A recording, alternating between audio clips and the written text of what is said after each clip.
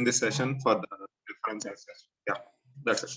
So basically that's about me. Like I do have around 13 years of experience. Like initially I started my career as a middleware administrator. Later on I moved to the DevOps processes. So coming to my experience in the cloud technologies, I do have pretty good experience in AWS and Azure. Apart from that, I have also worked on Oracle Cloud as well. And coming to the infrastructure as a code tool, I do have good experience in AWS CloudFormation and also Terraform, which is a cloud agnostic tool, which can be used for any of the cloud as such. So yeah, like I will be muting you people, like whoever is not talking, like if you have any questions, feel free to ask. Yeah. So I don't want to have some sort of disturbance. That's it. And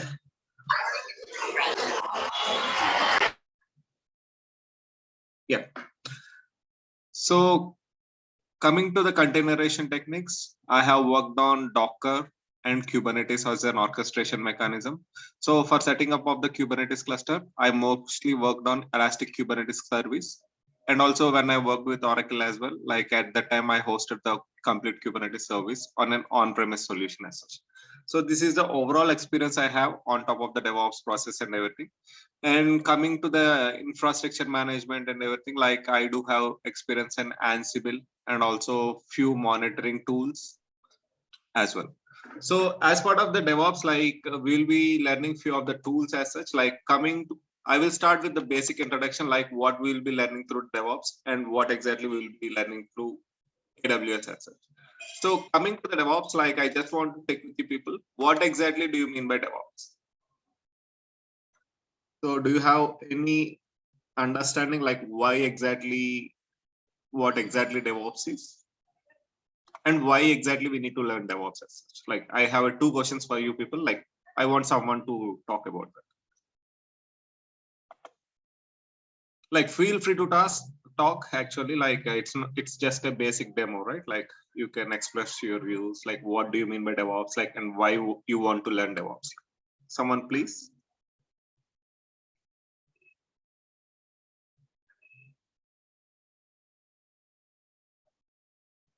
Like it's not like one-way communication, right? Like if you keep silent like every day, like I will be like this only, like I will explain something and you won't be following me. Like please feel free to talk. Yeah.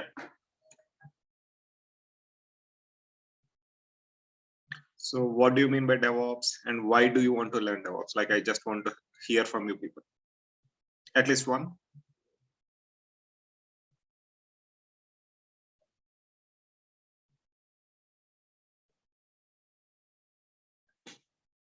Fine.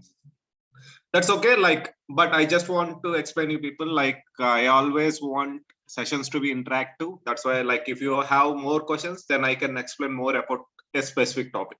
But this is our first session, right? I am okay with this. So let me explain what exactly is a DevOps. Like most of the people will just simply say DevOps is a combination of both development and operations. To be at a certain level, it is correct. Like the definition is almost correct, but it doesn't cover all the bases of this. So if you want to deeply explain what exactly DevOps and why we need to learn DevOps is something like, so we need to understand the software development lifecycle models and what are the different, how a software industry works and what are the different processes that a software industry works to develop a specific software as such. So first of all, we need to understand all these things. So have you heard about SDLC life cycles anywhere? So generally, like for development of any of the software development life cycle or to develop any of the software, generally we will be go with the 7 stages of SDLC life cycles. So these phases include requirement analysis and project planning, designing, and actually the next comes the implementation. And after the implementation of the code, we will be going with the testing and deployment and maintenance, right? So these are like basically the 7 stages in any of the software development. So here we are talking about SDLC lifecycle. So let me write that.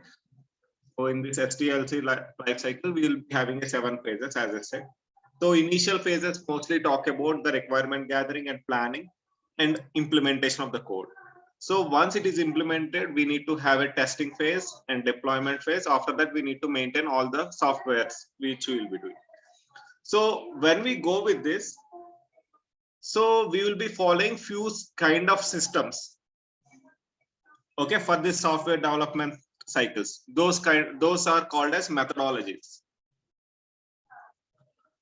So leave the spelling apart.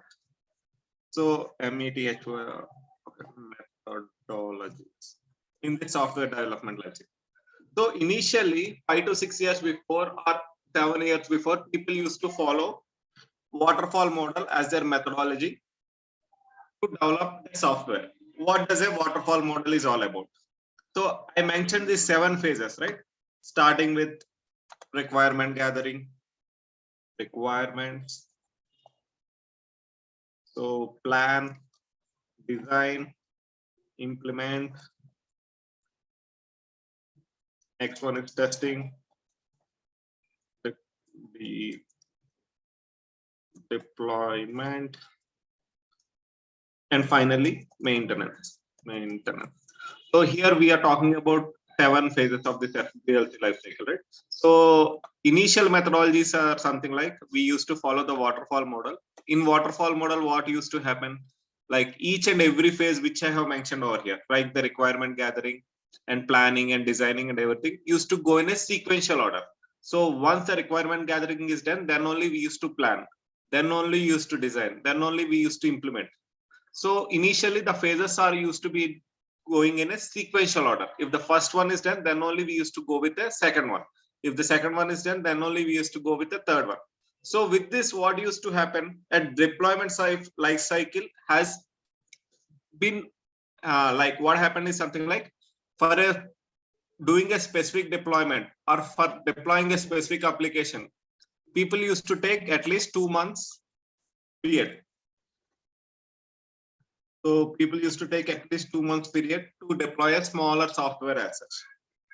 So at the time, both the dev has enough time to develop their code and test their code in the lower environments, and also operation team has enough time to write some deployment scripts and test in the lower environments and maintain the code and perform the deployment in the production environments. So at that time, there would be like a separate teams like dev team, which always maintains the first initial 5 phases. And there used to be a separate operations team, so which used to maintain the deployment and maintenance phase, last 2 phases.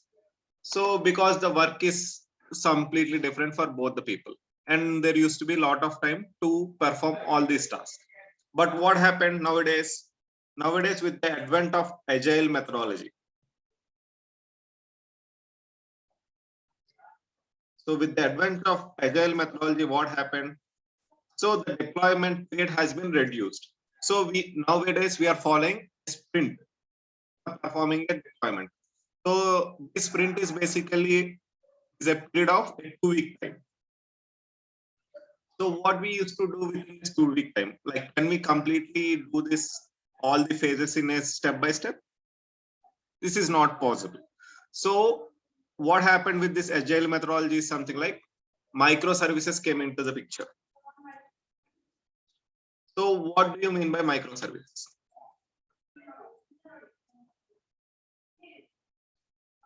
So do anyone know what exactly do you mean by microservices as such?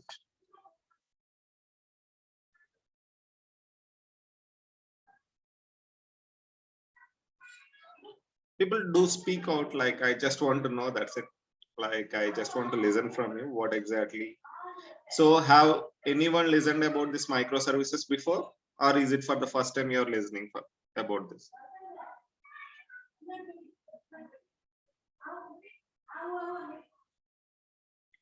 Fine. So basically, what exactly is a microservice is something like, let us take an example.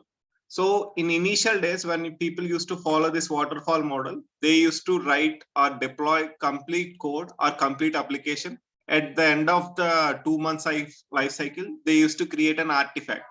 Artifact can be a WAR file or a jar file. Using that artifact, they used to deploy that application. Within that, they used to create a monolithic application. So what does this monolithic application is all about? Monolithic. Okay. What is this monolithic application is all about? So suppose let us take an example of some e-commerce product. So in an e-commerce product, so basically we will be having multiple services, something like a login as a mechanism, a logout as a mechanism, a check-in, checkout as a mechanism, a payments is one of the mechanism. All these things bundled together form a one monolithic service. So people used to design the complete monolithic service, used to get the requirement for entire monolithic service, and used to plan, design, implement, and deploy at the last. So it used to take a lot of time for them. So nowadays what happened, everything is considered as a microservices. So what exactly is a microservices in an e-commerce application? As I said, each and every services which I have mentioned, suppose let us take a payment as an individual microservices. So a microservice and a simple definition can be said as a smallest piece of code that can be testable individually, right? So if you write a payment as a microservice, it is not only used for single application, and also it can be individually tested. There is no dependency on the other services, right, for it to be tested. So nowadays people are going towards this microservices strategy and dividing the entire application into multiple microservices. So let us take the same example of the same e-commerce product, where nowadays people are not going with the monolithic and going with the microservice, right? So login, logout is considered as a single microservice. Check-in, checkout is considered as a one microservice. Adding to the cart is considered as a microservice, and payments is considered as another microservice as such. And creating a dashboard is also a microservice as such. So in this way, we are splitting the entire code base or entire application into a smaller microservices. So that what happens? So there can be multiple developers that can work parallelly on the same set of application, and finally they can merge this application and form a single application which can be usable by the end user as such. So with this, what happens with this agile methodology and microservices? Multiple streams have started working on it. Multiple streams of developer. Multiple streams of developer used to work on individual microservices. So here the microservices can be anything, right? In a e-commerce application, as I said earlier. So what happened now? So with the advent of this agile methodology and microservices, the work has been increased, and nowadays people has to deploy this code within a 2-week span of time. Rather than having a 2-month span of time, we need to go with the deployment within a 2-week span of time in the production. So for that, there used to be a heavy work, and also operations team is unable to maintain track of multiple streams which are developing. So there came a new team like a DevOps team who completely and closely monitors the development task and get all the changes that they are making as part of the individual microservices.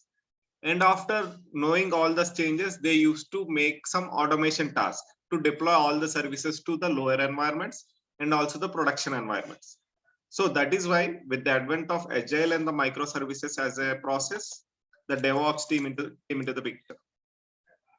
So what is this DevOps team is doing? So DevOps team always keep track of what are the different microservices or what are the changes that has been made as part of the individual microservice from the developer point of view.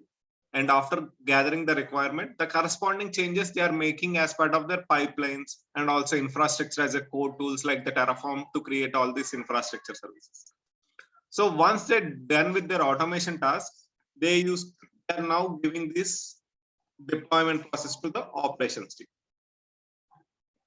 So operations team nowadays are just doing this performance. This operations team can be considered as a site reliability engineering team as well. So what this operation teams are just doing nowadays is something like they are taking all the automation tasks which are provided by this DevOps team, like how to deploy a process and everything, and they are deploying some artifact which has been developed by the developer into the production environment.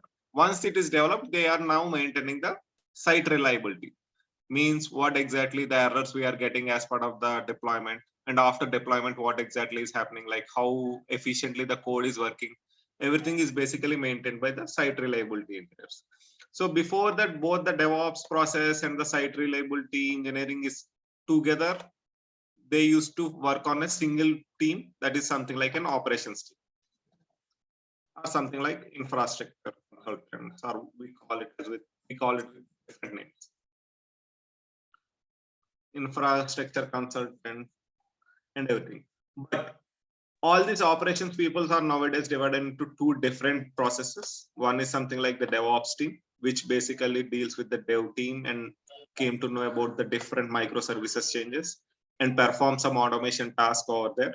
And they used to provide this automation task to the operations people, and use these operations people deploy the code and maintain the. Naresh, can you mute yourself?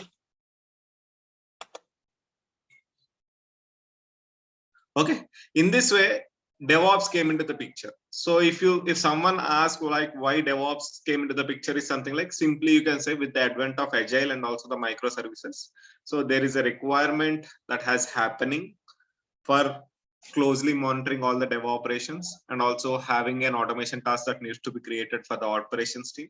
So the new team has been evolved, that is something like a DevOps. Okay, in simple terms people call it as dev plus operations, right? So it is not simply a dev plus operation task, it is something like knowing what are the changes the development people is doing and automating the task for the operations people. That is what we are doing as part of a DevOps team.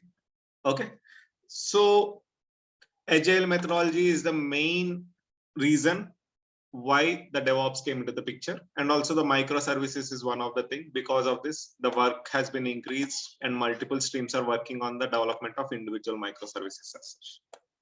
Okay, so this is how the DevOps came into the picture, and from the last 7 years or 8 years this term has become a buzzword for industry like DevOps. And one more thing we need to understand is something like DevOps is not a tool to learn, it is like a process that we want to implement. So if you simply say like DevOps as a process, we need to implement, every organization need to implement in their own way, so that they can simply automate the tasks and also have a minimal manual intervention while deploying a process, and have a higher fault tolerance for their application which they have deployed. Okay, this is all about DevOps. And also there is one sort of misconception from most of the people. So while talking about the DevOps, like always think about, we will be working on the cloud technologies only. Cloud computing services. So people think, so while working on the DevOps as a team, like people think they would be working only on the cloud computing services. That is absolutely wrong actually. That is like one of the perception, like nowadays people are carrying it, but still it is not exactly correct. Why? Because so as a DevOps engineer, it is not like we need to have everything on cloud itself. So we can have our own server setup, and on top of that we can have the virtual machines created, and on top of that we can deploy our applications. So even DevOps engineer needs to maintain those kind of tasks. If your industry, like if your organization is still following the hosting of your own servers on your own. But nowadays with the advent of cloud computing, what happened? So all the services which we have to create, like hosting a server, creation of a virtual machine, and getting all these system resources, has been become easy for us. So upon a single click, we are getting all these services rather than hosting an own environment for us. Okay, that is why people are moving towards cloud computing as such. So if you want to simply define cloud computing, how would you define it? So if you want to simply define a cloud computing, it is simply defined as on-demand availability of any of the cloud computing resources. So if you want to say on-demand availability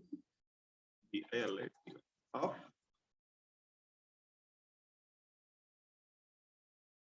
computing resources, or computing system resources, or computing resources, or whatever it is. And one more thing we need to add as part of this definition. So there should be minimal management from the user. Minimal management from the user. So How could you define this?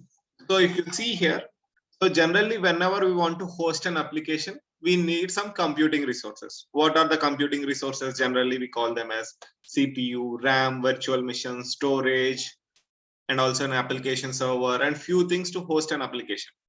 So when we go with the cloud computing terms, we are getting all these services on demand. Whenever it is required, upon registration to your cloud account, we will be getting these services easily rather than hosting your own on-premise server and on top of it, creating your virtual machines, installing operating system. It is like a tedious task. It used to take 2 months or 3 months in olden days to provision a certain environment. But nowadays, with the advent of cloud computing, what happened?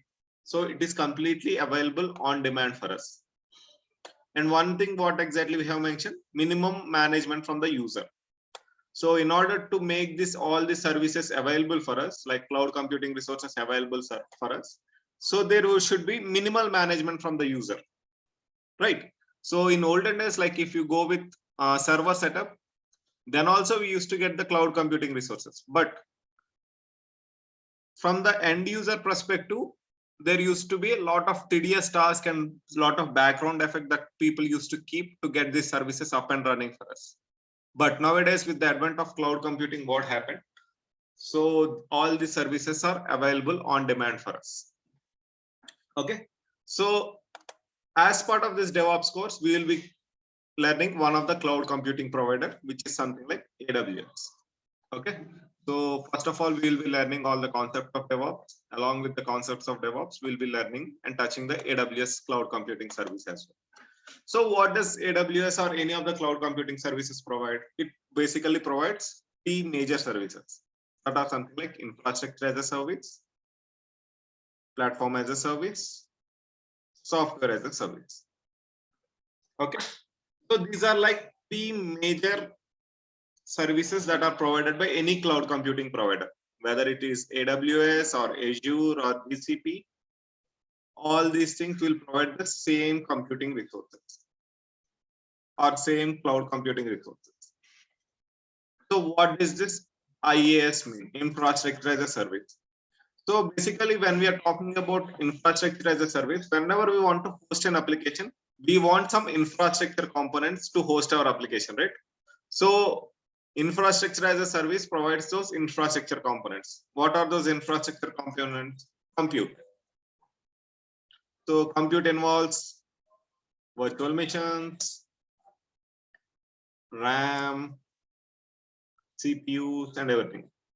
Apart from that, we also require networking components. What are these networking components? Creation of VPCs, subnets, route tables, gateways,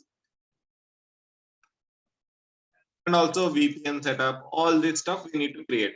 So we will be learning infrastructure as a service.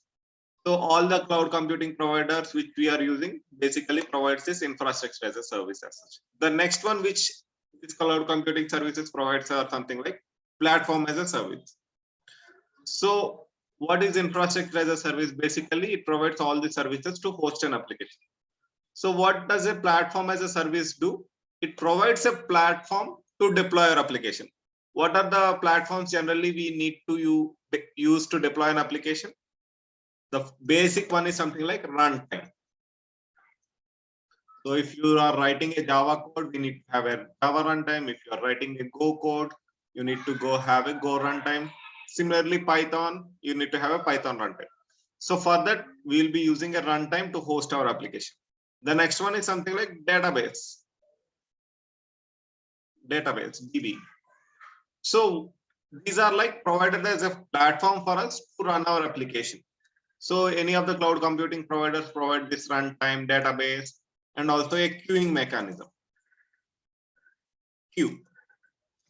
So how these queues are useful for us? So I think most of us have done their BTech, like have listened about the word queuing mechanism and producer consumer problem. So why does this queue come into the picture? Real-time scenario is something like most of the people may not know why queue is required for us. But I will just explain the real-time scenario, like why we need to use a queue. Generally, when we are talking about any of the banking application, so when we withdraw some money, what happens immediately? The balance need to be updated in our account. Like how much amount has been removed, it needs to be debited from our account, right? So these are like synchronous communication. Like whenever someone removes money from their account, immediately their account will be updated. But there are some services which will not be happening synchronously. Those are like asynchronous communication. So what are the examples of asynchronous communication in an application? So let us take this example. The same banking application, whenever you update your address, will you think it will be updated immediately in the backend? No, because for a banking application, it is not an important transaction for them, right? So updating an address is something like not an important transaction for a banking application, so that they don't want to do it synchronously and have some load on their server. Okay, so in order to perform these kind of jobs, there are some asynchronous mechanisms each and every application follow. Okay, in order to achieve this asynchronous communication, people follow this queuing mechanism. So what does queuing mechanism do? So whenever you update your address, an event will be generated and that event will be sent to the queue. Okay, so during night time where there is less load on your server, so your server used to take these kind of requests from the queue and get these things updated in your banking application. That is why, like whenever you request for address update or some other updates, it used to take some time because it is not an important transaction for any of the banking application. That's why they take it asynchronously. So whereas there are few important transactions for any of the application we have, so those can be taken as synchronously through API calls. Immediately they will be getting updated.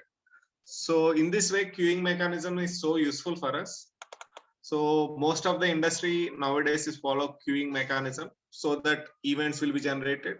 So based on these events, whenever you have less traffic, your application will read this queue and implement those events and update your database. Okay, this is one of the platform as a service provided by any of the cloud provider. So finally, software as a service. Okay, so first two things are something like to host a software, we need to host a software and an application, we need to have this infrastructure, right? So to run an application, we need to have a platform. Third one is something like software is directly available for us. So we need to use that software and integrate that software to our application. So what are those kind of softwares?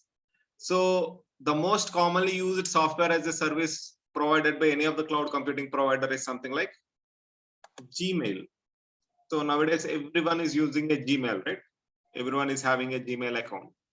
So it is one of a software as a service. We just create our account and simply we can send a mail. It is software already created by the GCP and we are just using that service. Similarly, Teams channels, GChat, communication channels, any communication channels which we use, GChat, and any finance related applications, and also and few other services, also any few of the monitoring tools. So all this considered as a software as a service provided by any of the cloud computing provider. If you consider any of the cloud computing provider, most probably all this provides all the services: infrastructure as a service, platform as a service, and software as a service. And nowadays industry is moving towards one more service, that is something like function as a service. So it basically talks about serverless components.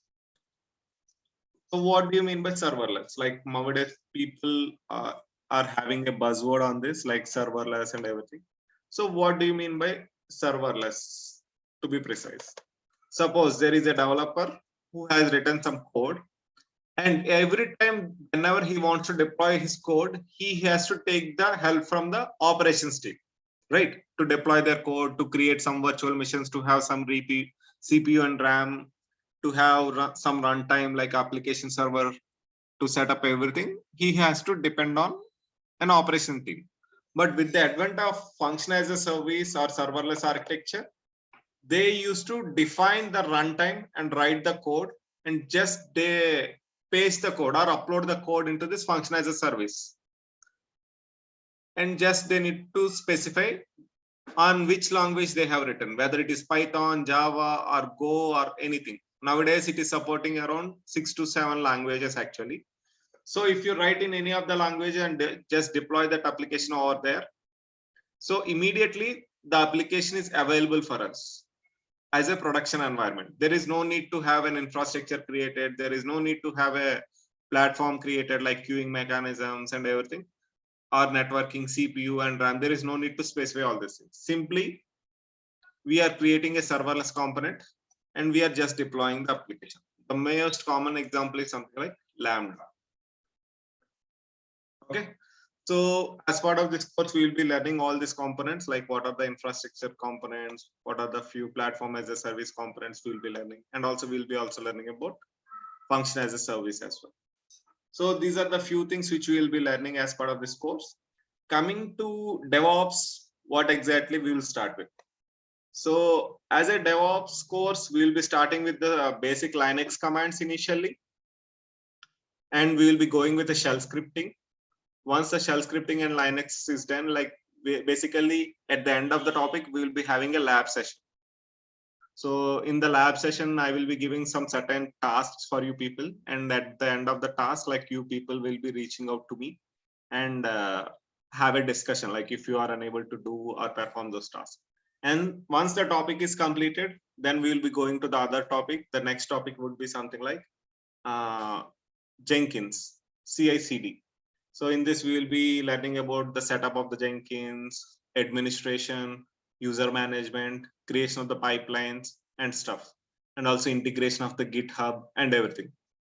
So once we are done with the basic DevOps tools, then we will be going with the AWS. Within the AWS, we will be learning about all the EC2 components, networking components like VPC, subnet, S3 for the storage, queuing mechanisms like SNS and SQS, and Lambda for the serverless architecture and everything. Once we are done with that, then the next topic we'll be covering is something like Docker and Kubernetes. So within the Docker and Kubernetes, we will be understanding like how to create a Docker image, how to push and pull to a ECR as a registry, and how to deploy the Docker application inside the Kubernetes, and how to create a Kubernetes cluster and everything.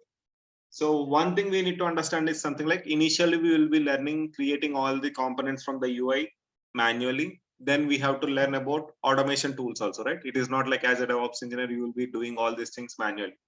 So we'll be learning Terraform, which is something like an infrastructure as a code tool. So Terraform. So using Terraform, we will be creating all these components by connecting to AWS as such. So once we are done with that, we will be learning one more monitoring tool. And finally, we will be having a complete project on using all these components, where we will be integrating all the AWS components along with the CI/CD pipeline and Git integration.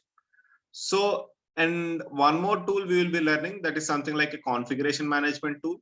Like the example is something like when we use or when we have hundreds of servers and we want to deploy same application or same thing on hundreds of servers, then we need to have some configuration management tool, right? For that, we will be learning Ansible as well. So these are the most of the things I will be covering as part of the course. And one more thing I would like to add is something like we'll be practicing each and everything on our own account. For that, what we will be doing, we will be creating our own AWS account. On top of this AWS account, we will be using free tier resources. So in this free tier resources, without spending any money, we will be creating all the services which I have mentioned, like Jenkins, Ansible, Docker, and all the stuff. And apart from that, using Terraform as such, we will be creating the AWS components also. So this is about the basic demo just I want to give. Like, if you have any questions, feel free to ask.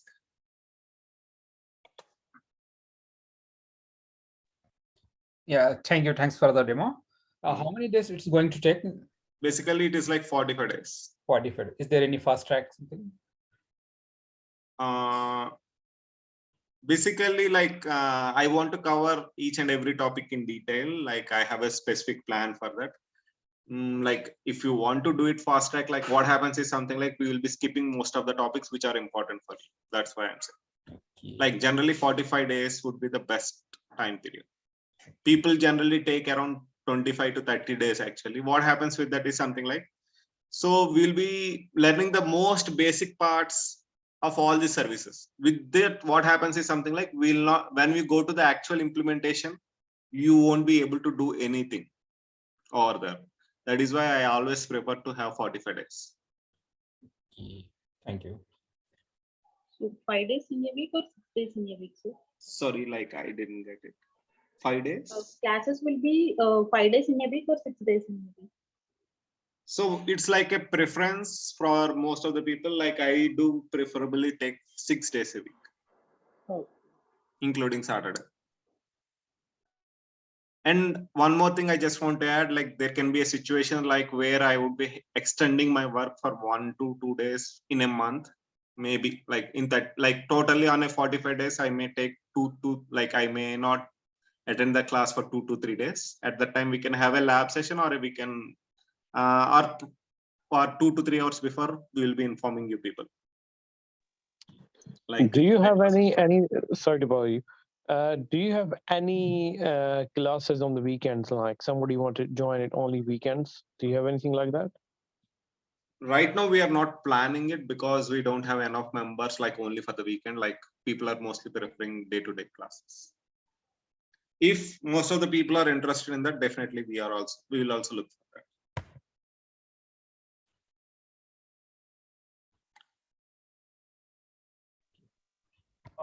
Is this classes for freshers or experienced? Sorry, like your voice is a bit low. Can you be a bit low? Sorry, is this class for fresher or experienced person? Yeah, like what I want to say is something like I will be covering all the topics. Like it is not especially for the freshers. Like I will be covering from the basics, but I will be teaching from the basics. But I will be giving, like after completion of these classes, if you can replicate whatever things I have said to you, I can simply say you will be getting a 4 years of experience on DevOps. And people can say like, why I cannot get 8 years or 9 years of experience. But if you simply say like, there are multiple tools also we need to learn. Apart from that, from the last 6 to 7 years, only DevOps is most famous. If you say from last 10 years or 9 years, like you are working on the DevOps, like people also want to. Like generally, it is like we will be getting 3 to 4 years of experience after completion of this. I can guarantee this. What kind of support we can expect after completion, after 40 weeks? If we struggle, so like, are you saying like what kind of support are we expecting? Like, I'm not really getting your voice actually.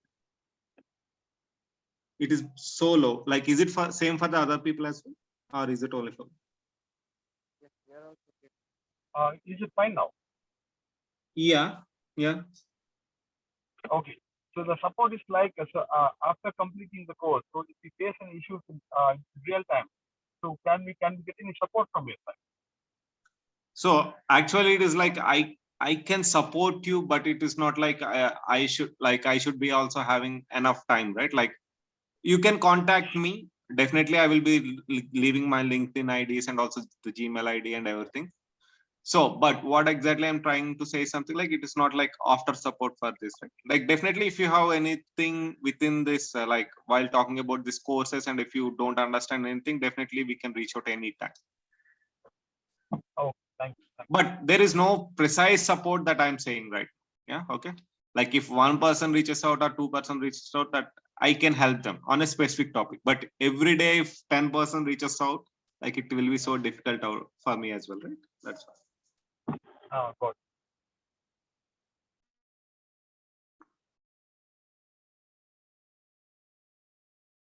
Any other questions like people want to know, like why we are only covering these tools or why not those tools? Like, yeah, sorry. Yeah, so my name is Rahul, and I just want to ask question that suppose if we complete this course right now, I'm working in a service techs and I want to improve myself into that level that I can get into the DevOps. So is it like good for the beginners to start or begin with this program, or like I should do some other things like I need to study books and all? So what I'm saying is something like DevOps is something like it's not like, it's like like suppose you got a project, like most of the tools are matching, but you have to work on GCP, Okay. but you learned AWS, what you will do? It's like a generic question I'm asking. Sorry.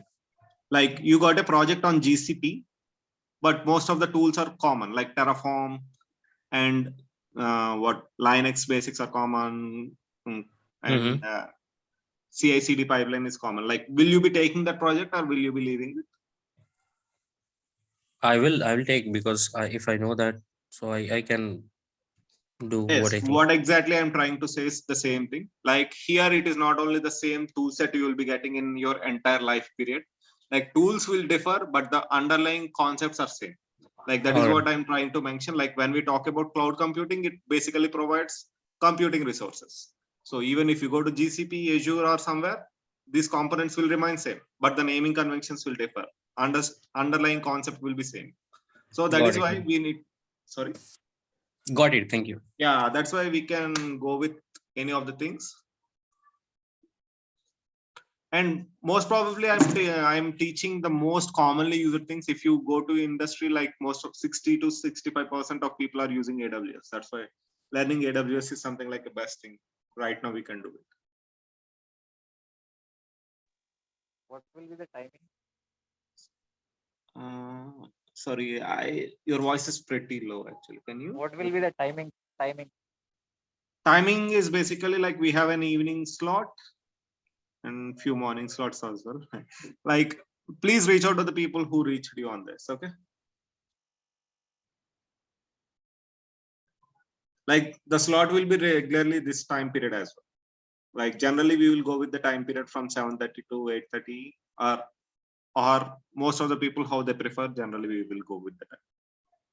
If you talk about even evening sessions. Okay.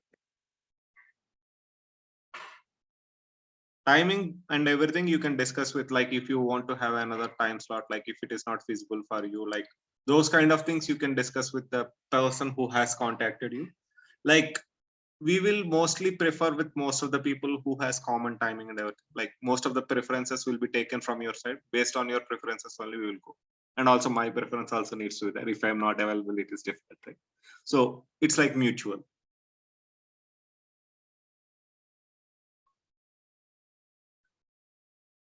And one more thing I want to add, like by some chance or somehow you are unable to reach out a specific class or something like that, we'll be sending you the video on what exactly we have learned on day-to-day basis.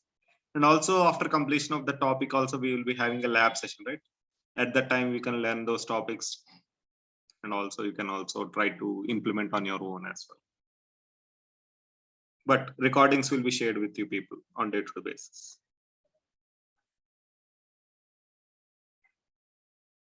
Will we get course done certificates, sir? Actually, it is not like any course, right? Like it's like a professional thing which we are trying to. Yeah, it's not like from any of the. It's we won't be receiving any of the certificate from us. We are not an authorized person to give a certificate, right? Like if you have done AWS certification, those people will be. Like if you have done it from a reputed one, then it's not like this. People will ask us, right? Yeah, true. What you said is exactly true, but we are not providing. That is what I want to add. Okay. But no one will accept these kind of certificate, like unless you have done an AWS certification or some sort of certifications which from a reputed people. Like even if you do LinkedIn certifications and all these things, like nobody will care about those things. Like if you talk about the real-time scenarios. Okay. Like people, if you know anyone from the software industry, also you can check with them. Okay. It adds a value, but people will, it's like just going through the video and having some random questions answered, right? Yeah.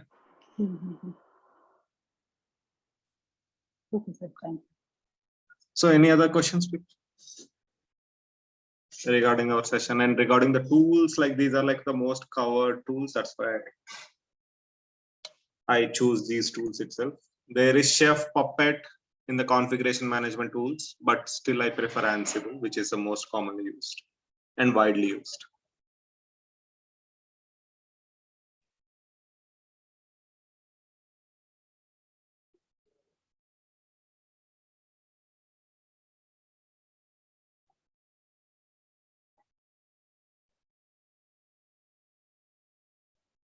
Any other questions? Like any questions, like you can ask, like it is like a basic demo, right? Like if you have any questions, like why this tool is there, why we need to learn DevOps, all these questions can be answered right now. And is there anyone who is from the non-IT background?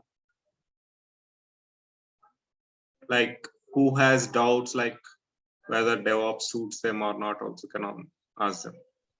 I am from non-IT, but I'm interested in DevOps and I want to learn and grow in this field. Good thing. Like, so for you people like Rahul and everything, like you are from the non-IT background, like for you people, like if you directly go into the development, like it is difficult to grasp most of the things, like there you need to write some code and stuff.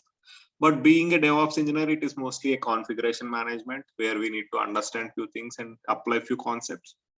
So it would be so easy for non-IT people as well. That is what I want to mention. Why do we need DevOps for AWS? Without DevOps also we can. Exactly. But without DevOps, what is a DevOps? I have initially mentioned, like it is also about automation of stuff, right? So suppose if there is a no DevOps, AWS is there, how you will be creating all these services? Like, will you go to AWS console and click on this one, this one, this one, this one? No, right? Yeah. So we need to have some automation tools and pipelines to create all these services in multiple environments. It's not like single environment, reusing capability of the same code, writing templates, deploying those applications. It's not only in AWS. In AWS, we have Docker, Kubernetes, other services also. How to know them, how to automate the stuff. Everything we need to have an automation part as well. Like for this, DevOps is necessary. Okay.